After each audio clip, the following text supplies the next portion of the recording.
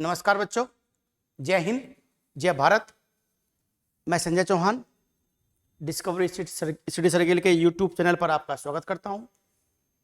आज हम लोग एक नई शुरुआत कर रहे हैं। लेखपाल का बैच स्टार्ट कर रहे हैं। लेखपाल का बैच मैंने आपसे पहले वादा भी किया था। पहले जब मैंने अपनी वीडियो बनाई थी लेखपाल लेटेस्ट न्यूज़ पर, उसमें मैंने आपको कहा था कि हम एक लेखपाल का बैच यूट्यूब पर फ्री बैच चलाएंगे। उसके लिए आपको कोई पैसा नहीं देना है, ठीक है। और रेगुलर चलाएंगे। पर डे आपकी क्लास चलेगी मैथ की, हिंदी की और ग्रामीण परिवेश की। बच्चों, आप सब लोग पैट का एग्जाम देकर आए हैं, सबका एक लेवल बन चुका है, सब ठीक ठाक तैयारी वाले बच्चे हैं। जीएसटी पढ़ी होगी, हिंदी पढ़ी होगी। लगभग 10 दिन तक हम लगातार हिंदी क्लास चलाएंगे, 10-12 दिन तक, क्योंकि हिंदी में केवल आपका सब विचार है, सब ही वोकैबुलरी ही आपकी हिंदी में है, बाकी चीजें नहीं है। तो 10-12 दिन में मैं आपकी हिंदी करा दूंगा। जैसे ही हिंदी खत्म होगी, वो हिंदी की आपको प्रैक्टिस करनी है। उसके बाद फिर मैं आपकी जीएसटी क्लास चलाऊंगा। हालांकि जीएसटी क्लास में डालता रहूंगा बीच बीच में, लेकिन वो क्लास स्पेशल लेखपाल के लिए नहीं होगी। स्पेशल लेखपाल का जो हमारी योजना है जीएस का, हमारा चारों पोर्शन की जो प्लानिंग है वो मैं आपको बता देता हूं। कैसी प्लानिंग है हमारी चारों ऑप्शन की। हमारी चारों ऑप्शन, चारों जो सब्जेक्ट है आपके, प्लानिंग ये है। मैथ की प्लानिंग कैसे रहेगी, अभी क्लास चलेगी इसके बाद मैथ की। प्रभात कौशिक सर मैथ पढ़ाएंगे आपको। तो मैथ की प्लानिंग कैसे होगी, एडवांस मैथ में कौन सा टॉपिक हम पहले लेंगे, किस पर हम ज्यादा ध्यान देंगे, कहां से ज्यादा क्वेश्चन आने की संभावनाएं हैं या पहले आए हैं, क्वेश्चन का लेवल किस स्तर तक का रहेगा, तो उन सब पर चर्चा हमारे मैथ वाले सर करेंगे। मैं जो आपको जो पढ़ाऊंगा, एक तो हिंदी पढ़ाऊंगा और ग्रामीण परिवेश पढ़ाऊंगा।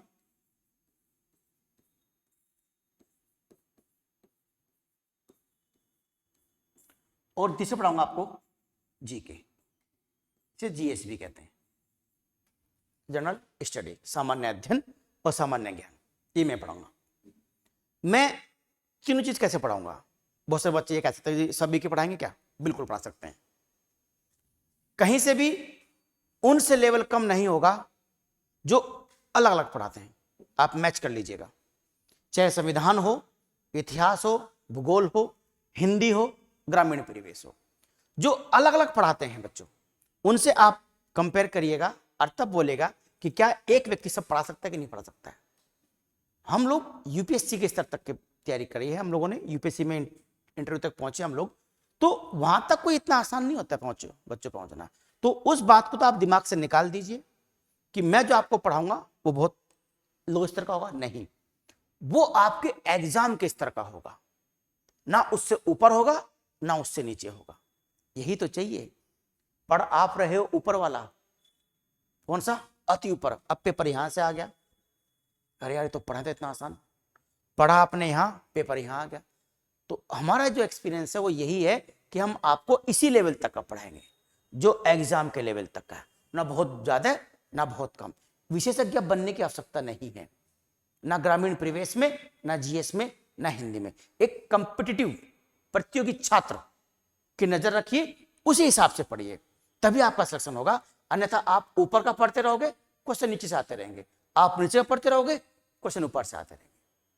ठीक है, चलिए रणनीति पे बात करते हैं। हिंदी मैंने आपको बताई, मैं जब पढ़ाऊंगा हिंदी पढ़ाऊंगा।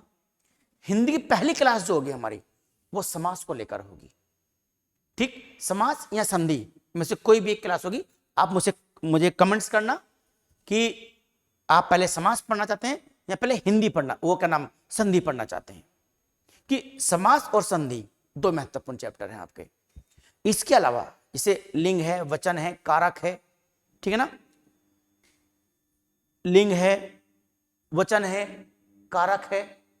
इसके अलावा जो आपकी सारी वोकैबुलरी है, गद्यांश के लिए क्वेश्चन आते हैं, इस तरह की चीजें हैं। तो हम लोग शुरुआत करते हैं लगभग 10 से 12 क्लास में मैं आपकी हिंदी समाप्त कर दूंगा। भले मुझे कोई आपकी क्लास 2 घंटे की, 3 घंटे की, 4 घंटे की लेनी पड़े, वो मैराथन की तरह होगी क्लास, लगातार क्लास चलेगी। ये 10-12 क्लास में आपको मैं हिंदी समाप्त कर दूंगा। 10-12 क्लास की हिंदी समाप्त करने के बाद आपको फिर हिंदी की प्रैक्टिस करवाऊंगा, लगभग 20 से 40 क्वेश्चन पर डे। टेस्ट आपको ऑफलाइन लगाना है। बीच में जो हमारे क्षेत्र के लोग हैं, वो जो मुझसे पढ़ रहे हैं, हमारे क्षेत्र के जो जानते हैं मेरे बारे में, वो हमारे यहाँ आ सकते हैं और हम लोग ऑफलाइन में चलाते हैं और ऑफलाइन में बैठ के टेस्ट दे सकते हैं। हम लोग टेस्ट का आयोजन ऑफलाइन ही करेंगे और पूरे 100 क्वेश्चन बनाएंगे बच्चों, और कम से कम 7 से 8 या 9 टेस्ट हम रखेंगे, यानी 700 क्वेश्चन। देखिए 700 क्वेश्चन ऑफलाइन आपसे करवाएंगे यहीं बैठ के, और 2 घंटे में नहीं करवाएंगे, उससे कम टाइम में करवाएंगे, ताकि आपके ऊपर प्रेशर रहे, और उस प्रेशर में आपकी परफॉर्मेंस जितनी अच्छी होगी उससे ज्यादा अच्छी आपकी एग्जामिनेशन हॉल में होगी। आप सब तैयारी करने वाले हैं, सबकी तैयारी इस तरह का एक ही है, लेकिन डिपेंड करेगा ऑन द स्पॉट किसका दिमाग कैसे काम कर रहा है। ऑन द स्पॉट जब आप पेपर देंगे आपका दिमाग कैसे काम करता है, मेन बात बच्चों वो होगी, और वो हम लोग आपको टेस्ट के माध्यम से करवाएंगे। ठीक है बच्चों, तो ये तो हिंदी का हो गया हमारा काम तमाम। ग्रामीण परिवेश की जो बात है, इसकी लगभग 25 से 30 क्लास में लूंगा, 25 से 30 क्लास, क्योंकि ये वो पोर्शन है बच्चों जो आपका सिलेक्शन करवाएगा। हिंदी सबकी अच्छी होगी, मैथ ज्यादातर लोगों का ठीक होगा, जीके जीएस सब लोग सामान्य रहेंगे। जीके जीएस में टारगेट करो, जिसका बहुत अच्छा जीएस है वो 20 तक मार जा सकता है, 19-20 तक। जिसका बहुत खराब जीएस है वो 10-12-13 तक अटक जाएगा। जिसका एवरेज है वो 15-16-17 ऐसे पहुंचेगा। तो यहां तक रखिए, कोई दिक्कत नहीं है जीएस, इसमें टेंशन लेने की आवश्यकता आपको नहीं है, ठीक है ना। जो हम पढ़ाएंगे वो आप पढ़िएगा। हिंदी कोई आवश्यकता नहीं आपको टेंशन लेने की, ग्रामीण परिवेश टेंशन कोई जरूरत नहीं है। 25-30 क्लास हम इसी पे लेंगे। सबसे ज्यादा घबराहट इसी को बात को लेकर है, ग्रामीण परिवेश। और आपको बता दूं जितना मटेरियल है और जो यूट्यूब पर मटेरियल है, किसी की कोई समझ में नहीं है। कोई कुछ पढ़ाता है, कोई कुछ पढ़ाता है, कोई किसी किताब में कुछ है, किसी किताब में कुछ है। ग्रामीण विकास, ग्रामीण परिवेश का अर्थ सब अपने अपने दिमाग से लगा रहे हैं। सब लोग आत्मनिष्ठ बन रहे हैं, वस्तुनिष्ठता कहीं नहीं है। वस्तुनिष्ठता वास्तव में सिलेबस इस तरह का है, मैंने सिलेबस रखा है, सिलेबस इस तरह का है कि वस्तुनिष्ठता आ भी नहीं सकती, ऑब्जेक्टिविटी आ नहीं सकती, आत्मनिष्ठता आएगी। आत्मनिष्ठता का मतलब होता है कि व्यक्ति अपने हिसाब से सोचेगा कि इसमें यह होगा। कुछ चीजें हैं जिसमें व्यक्ति अपने हिसाब से नहीं सोच सकता। त्रिस्तरीय पंचायत व्यवस्था, त्रिस्तरीय पंचायत व्यवस्था, इसमें व्यक्ति अपने हिसाब से नहीं सोचेगा, क्योंकि इसमें जो है बच्चों, इसमें जो है वही रहेगा। तो ये जरूर पढ़िए, हम इसी शुरुआत करेंगे आपकी। ये 2 से 2 क्वेश्चन तो लाजमी आने हैं, 3 भी हो सकते हैं पर 2 तो पक्का आएंगे। दूसरी बात मैंने आपको पहले बताई थी, केंद्र राज्य सरकार की ग्राम्य विकास संबंधित योजनाएं, 5 से 8 क्वेश्चन आने हैं 100%। और इसमें भी कुछ आत्मनिष्ठता नहीं है। जो योजनाएं हैं, मनरेगा, आयुष्मान भारत कार्यक्रम है, भारत निर्माण कार्यक्रम है, उन सब चीजों को हम इसमें पढ़ाएंगे। तो इसमें भी आप पढ़िएगा इसको आराम से, कोई दिक्कत नहीं है इसमें। ग्राम विकास कार्यक्रम, ग्राम विकास योजनाएं एवं प्रबंधन, अगर मैनेजमेंट को छोड़ दे और ग्राम विकास योजनाएं देखें तो वो सारी योजनाएं इसी में आ जाएंगी। ठीक, ग्रामीण स्वास्थ्य योजनाएं देखें, ग्रामीण स्वास्थ्य योजनाएं वो सब भी किस में आ जाएंगी, इसमें आ जाएगी। ग्रामीण सामाजिक विकास और ग्राम्य विकास ये इसमें आ जाएगा। भूमि सुधार अलग से है, ये अलग से पढ़ेंगे, ये इसमें भी वस्तुनिष्ठता है। जो चीजें भूमि सुधार में है वो है, जो अधिनियम है वो अधिनियम है। बाकी ग्राम्य विकास कार्यक्रम और ग्राम विकास, सबसे बड़ा समस्या बच्चों को इसी में चल रही है। अब जी ये क्या है, ये चीज क्या है, ये समझ में नहीं आ रही।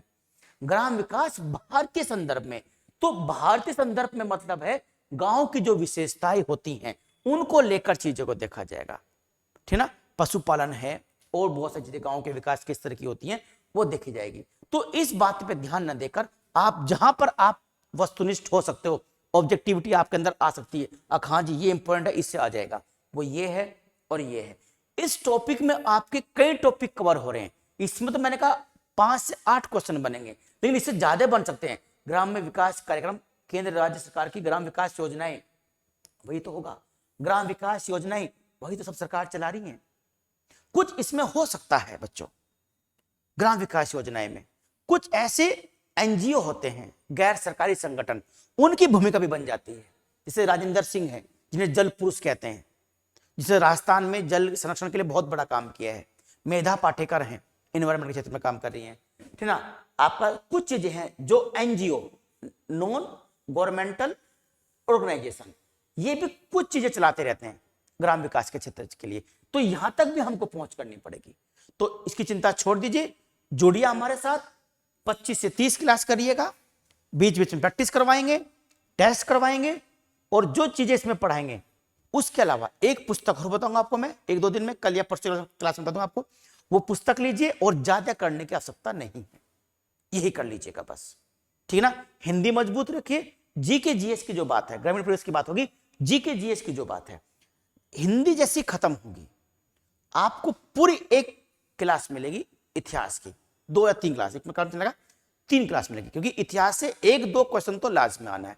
अब इतना लंबा चौड़ा इतिहास, 5000 साल का इतिहास पढ़ना आपको, प्राचीन भारत, मध्य भारत, आधुनिक भारत, 5000 साल के इतिहास में से 2 क्वेश्चन छांटना प्रशांत महासागर से एक सबसे छोटी मछली को ढूंढने के बराबर है। क्या ढूंढिएगा? उसके लिए जरूरी है कि एक समझ आपकी इतिहास के बारे में बन जाए। एक समझ बनेगी जब आप 4-5 घंटे लगातार इतिहास की क्लास देखोगे हमारे साथ, कोई दिक्कत नहीं होगी। उसके बाद संविधान में से 2-3 क्वेश्चन पक्का बनेंगे, 2 तो बनेंगे। तो संविधान की भी 2-3 क्लास लेंगे, आपकी 4 भी हो सकती है। ज्योग्राफी में कुछ क्लास लेंगे, जैसे भारत का जो ज्योग्राफी है उसके संदर्भ में, मेन विश्व का भूगोल भी है, पर भारत के भूगोल के संदर्भ में ज्यादा जोर रहेगा। भारत के जलप्रपात, भारत की नदियां, ठीक ना, विश्व के घास के मैदान, भारत में घास के मैदान, भारत की जलवायु, भारत का यातायात, ये सब चीजें रहेंगी। इकोनॉमिक्स में तो कुछ कार्यक्रम तो हम पढ़ेंगे, इसमें जो योजनाएं चल रही हैं, कुछ मोटी मोटी बातें मैं आपको बता दूंगा, जैसे आयकर व्यवस्था क्या है, भारत की जो कर व्यवस्था है, कर सिस्टम क्या है, कितने राष्ट्रीयकृत बैंक भारत में है, नेशनलाइज्ड बैंक कितने हैं, कितना राष्ट्रीयकरण कब हुआ, क्यों राष्ट्रीयकरण हुआ, कैसे कैसे हुआ, ये सब। राष्ट्रीय आय क्या है, किसे राष्ट्रीय आय कहते हैं, राष्ट्रीय आय में क्या चीज शामिल होती है, क्या शामिल नहीं होती है, इस तरह की जो चीजें हैं वो, क्योंकि इसमें समष्टि अर्थशास्त्र आना है, व्यष्टि अर्थशास्त्र नहीं आना है। जैसे वितरण के नियम होते हैं, मांग का नियम, मांग की लोच, वो सब नहीं आना है। जो अप्लाइड इकोनॉमी है, इकोनॉमिक्स नहीं, इकोनॉमी, अर्थशास्त्र नहीं, अर्थव्यवस्था, इकोनॉमी पढ़नी है, ना कि अर्थशास्त्र पढ़ना है। तो इकोनॉमिक कुछ पोर्शन ले लेंगे, और सबसे बड़ी जो चीज होगी वो सबसे लास्ट मैंने आपको बताई, उत्तर प्रदेश विशेष। उत्तर प्रदेश विशेष से आपका ग्रामीण परिवेश में भी क्वेश्चन मिलना है, जान लीजिएगा। 100% बात लिख रहा हूं मैं, उस दिन का स्लाइड देख लीजिएगा जब पेपर बनेगा। ग्रामीण परिवेश में क्वेश्चन मिलना है यूपी स्पेशल से, और जीएस में तो मिलने ही मिलने हैं क्वेश्चन। तो मैं तो सोचता हूं कि हिंदी के साथ साथ एक यूपी स्पेशल की भी आपको क्लास लगातार देता रहूं। 5-7 क्लास होंगी, कोई दिक्कत नहीं है, लेकिन एक बड़ा पोर्शन आपका जीएस का कवर हो जाएगा बच्चों। यूपी की जो क्लास होंगी, यूपी स्पेशल जो क्लास होंगी, वो किस किस टॉपिक पर होगी वो मैं आपको उसी दिन बताऊंगा। जो यूपी के हमने टॉपिक छाट रखे, हमारी टीम ने जो टॉपिक छाटे हैं उनके बारे में आपको उस दिन बताऊंगा।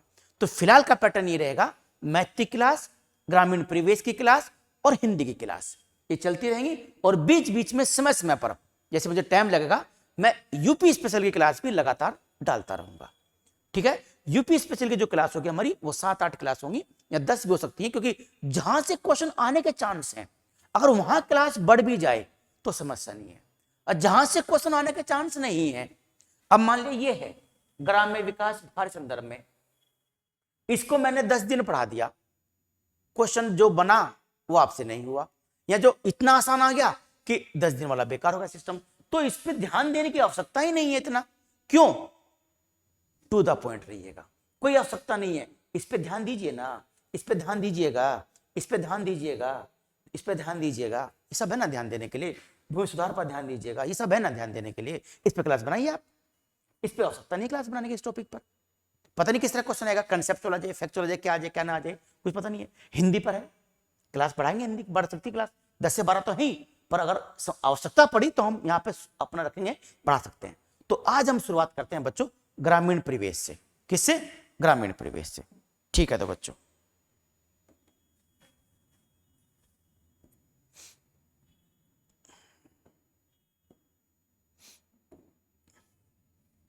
ग्रामीण परिवेश। देखो बच्चों, पहली क्लास है, पेन कापी खोल लीजिएगा बच्चों। ठीक है, पेन और कापी आपको खोलना है और हेडिंग डालना है ग्रामीण परिवेश।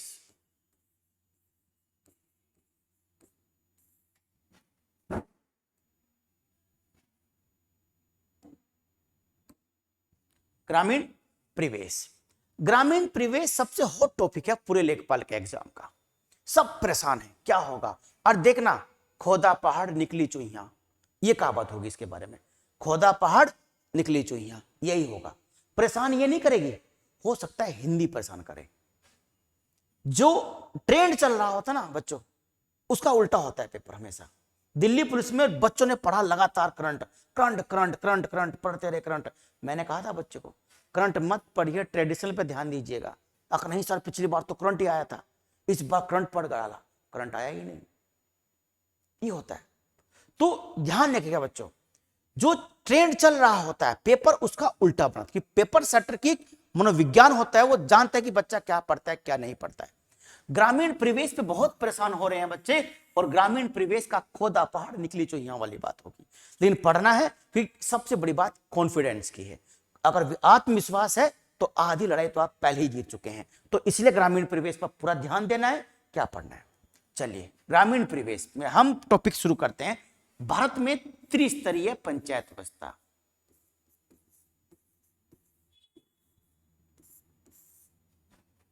त्रिस्तरीय पंचायत व्यवस्था मुझे लगता है सबसे आसान टॉपिक है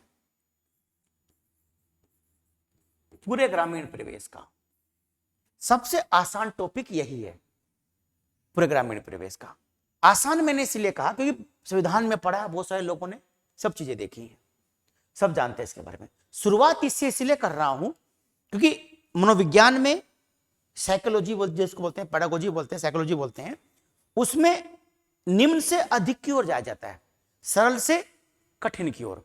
कठिन चीज अगर शुरू में स्टार्ट कर दी तो हो सकता है कि आप कहें कि क्लास में मजा नहीं आ रहा यार, पढ़ने में ना समझने में मजा आ रहा। आसान से कठिन की ओर चलिए, कठिन से आसान की ओर नहीं आना है। आसान, पहले आसान चीजें पढ़ेंगे, कॉन्फिडेंस बनेगा। अगर एक चैप्टर तो हो गया, फिर थोड़ा इससे हार्ड जो योजना कार्यक्रम है वो पढ़ेंगे। आखा यार कम से कम हमारा 10 15 12 नंबर का तो हो गया, कम से कम आधा तो हो ही गया है, तो एक कॉन्फिडेंस डेवलप होगा। हाँ भाई आधा हो गया। जो बाकी चीजें बचेंगी उसमें आपका एकाग्रता अपने आप बढ़ जाएगी। इसलिए मैं इससे शुरुआत कर रहा हूं, त्रिस्तरीय पंचायत व्यवस्था से बच्चों। अब ये त्रिस्तरीय जो पंचायत व्यवस्था है, इसकी पूरी कहानी सुन लीजिएगा पहले आप बच्चों।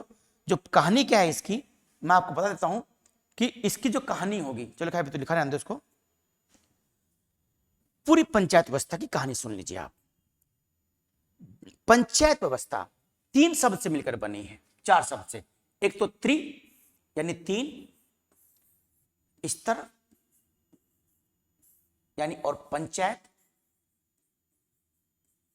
बिल्कुल बेसिक से लेकर चलूंगा, और जो थोड़ी सी कठोर चीजें हैं, कुछ चीजें हैं इसमें ऐसी है ना, जो हर चीज पे ध्यान नहीं दिया जाता। और मैं बताऊं आपको, जो हम आपको पढ़ाएंगे हकीकत है ये 98% फालतू का पढ़ाया जाता है, 2% काम का पढ़ाया जाता है जहां से क्वेश्चन आता है। लेकिन उस 2% के लिए 90% अनिवार्य है पढ़ाना, कि जब तक वो नहीं पढ़ाएंगे वो 2% आपकी समझ में नहीं आएगा।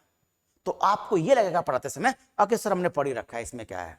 नहीं, जो बाकी जो चीजें आपने नहीं पढ़ी, जो मैं बताऊंगा आपको, वो तभी समझ में आएगी, तभी समझ में आ जाएगा। अगर वही चीज आपको डेवलप भाई ये हुआ था, जो अशोक महत्व समिति थी उसने कुल कितनी सिफारिशें करी थी, सिफारिशें मेन सिफारिशें क्या थी, कितनी सिफारिशें मानी गई, इस तरह का अगर ये भी बता दूं तो समझ में नहीं आने की बातों को।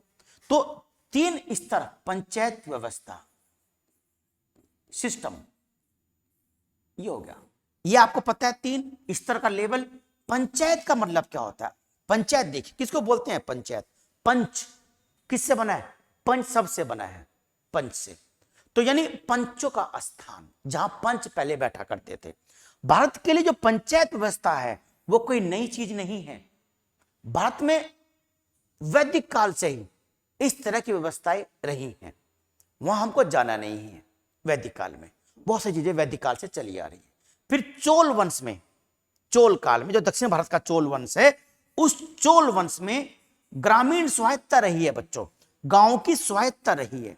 स्वायत्तता, ग्रामीण स्वायत्तता मतलब होता है गांव को पूरा अधिकार दिया गया। जो अधिकार वर्तमान में पंचायतों को है, वह अधिकार आज से 1100 साल पहले 9वीं शताब्दी में विजयराज चोल ने चोल वंश की दोबारा स्थापना करी थी। कि चोल वंश उससे पहले भी रहा था, पर 9वीं शताब्दी में विजयराज चोल ने स्थापना करी थी। और उसके बाद जो उत्तर मेरूर अभिलेख है, उससे हमें चोल वंश में जो पंचायत सिस्टम था उसकी जानकारी हमको बच्चों मिलती है।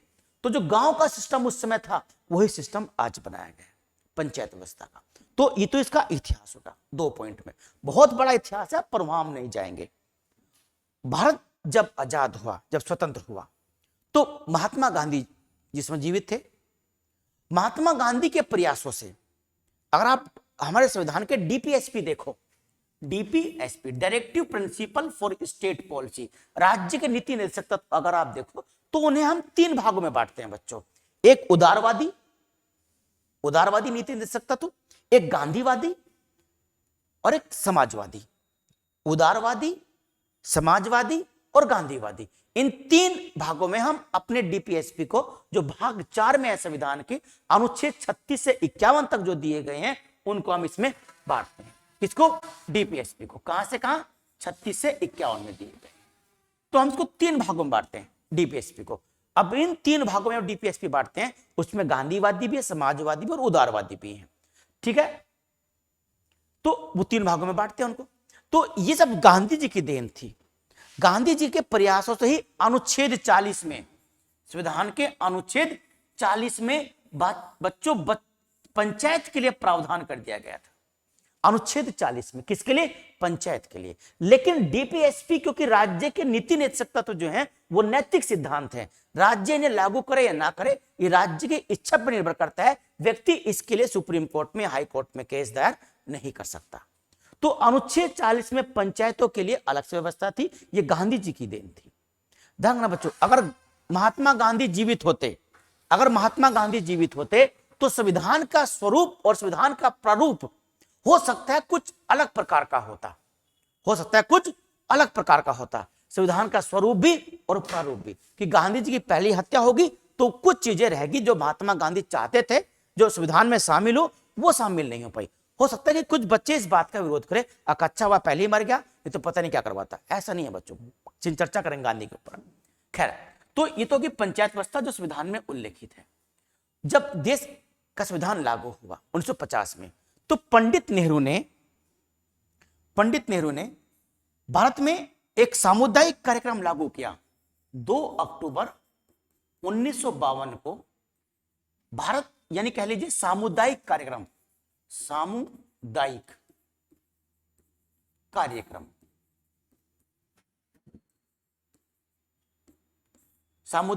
कार्यक्रम भारत में लागू। सामुदायिक कार्यक्रम की प्रेरणा नेहरू जी को चीन से मिली थी।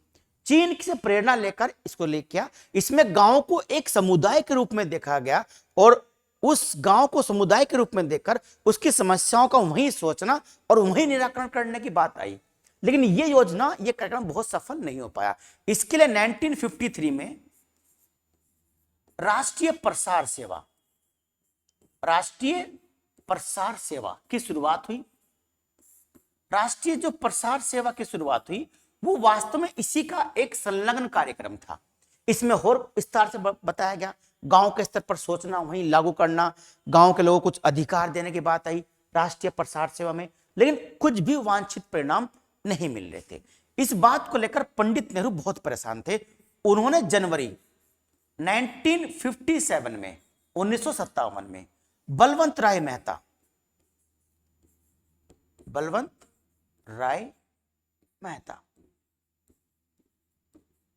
की अध्यक्षता में एक समिति बनाई जनवरी 1957 कि भाई साहब आप ये देखो, जो ये कार्यक्रम चल रहे हैं ये सफल क्यों नहीं हो रहे। जो बलवंत राय मेहता की अध्यक्षता समिति बनी, उस समिति ने नवंबर में 1957 में अपनी सिफारिश से पेश की। वो सिफारिश क्या थी मैं अभी आपको बताऊंगा। बलवंत राय मेहता की सिफारिश 1957 की है, याद रहेगी, 1957 की है। अब जो सिफारिश इसने पेश की भारत में, वो पहली सिफारिश मैं आपको बता दूं, त्रिस्तरीय पंचायत व्यवस्था की थी। बलवंत राय मेहता ने कहा हमें गांव के स्तर पर ग्राम पंचायत, ब्लॉक के स्तर पर पंचायत समिति, कौन सी पंचायत समिति ब्लॉक के स्तर पर बनाई जाए, और जिला स्तर पर जिला परिषद या जिला पंचायत बनाई जाए। बात समझ गए? गांव के स्तर पर क्या, ग्राम पंचायत, ब्लॉक के स्तर पर पंचायत समिति, और ऊपर के स्तर पर जिला परिषद यानी जिला पंचायत का गठन किया जाए। 3 स्तर पर कहा। और यह कहा कि जो ग्राम पंचायत है उसके सदस्यों का चुनाव प्रत्यक्ष तरीके से हो, जो मध्यवर्ती पंचायत यानी पंचायत समिति जो है उसका सदस्यों का चुनाव तो प्रत्यक्ष हो, अध्यक्ष का चुनाव अप्रत्यक्ष हो। उसके बाद जो जिला परिषद बनेगी उसके जो सदस्य होंगे चुनाव प्रत्यक्ष हो, और जो अध्यक्ष होगा वो चुनाव अप्रत्यक्ष हो। ये बात किस में आई थी? बलवंत राय मेहता समिति की सिफारिश में आई थी।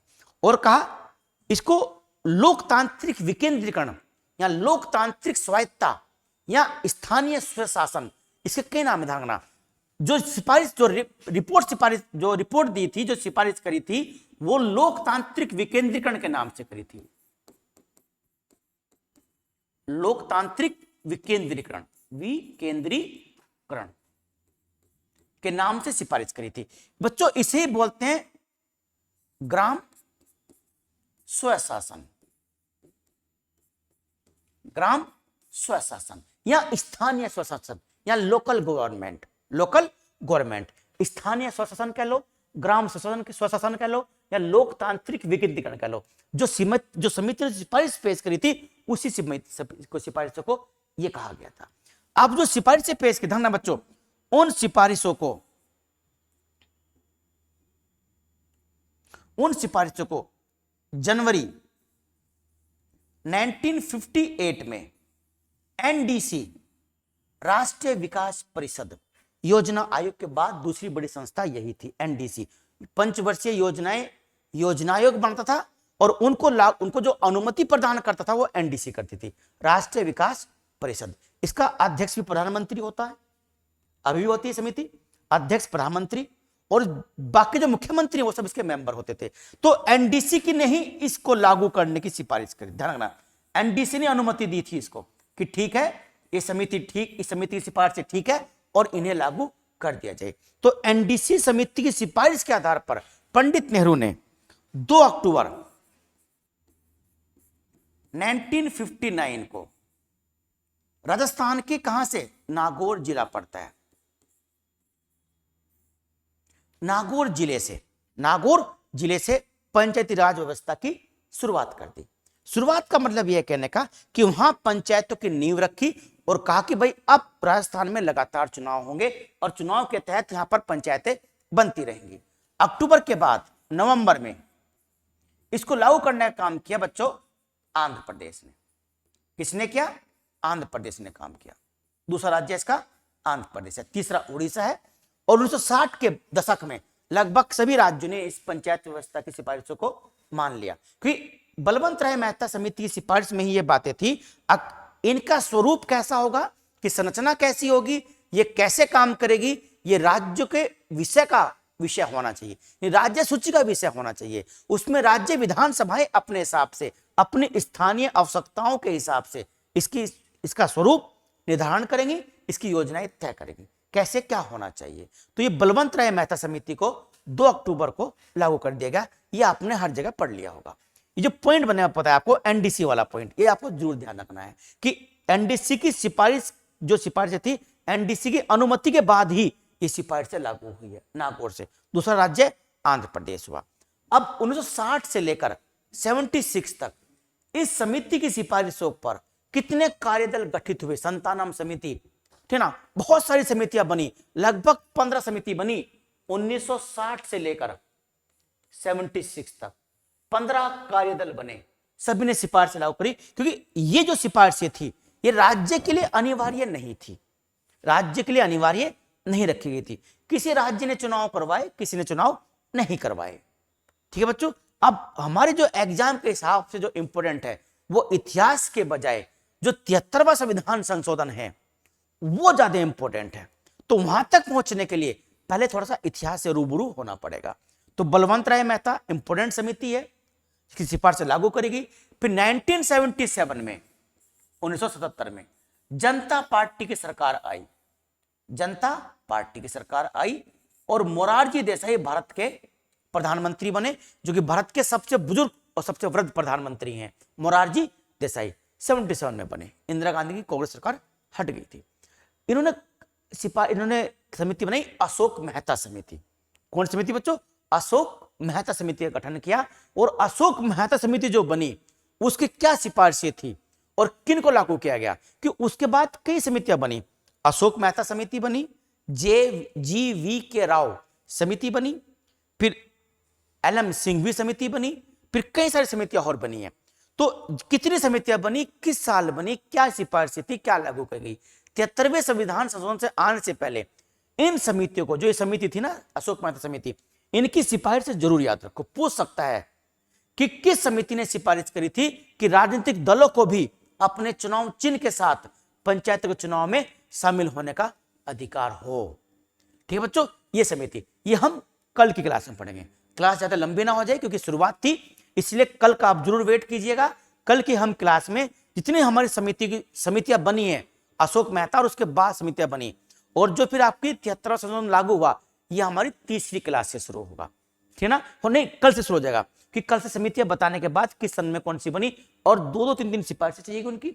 उसके बाद हम 73वें संविधान संशोधन प्रारंभ कर देंगे। एक कल की क्लास, एक परसों की क्लास 73वें संशोधन के लिए होगी, और उसके बाद आपका ये टॉपिक आपका समाप्त हो जाएगा। अभी कल तक का ले एंजॉय कीजिएगा। अब जो हमारी क्लास, ध्यान रखना बच्चों, क्लास जो होगी इसके बाद वो मैथ की क्लास होगी।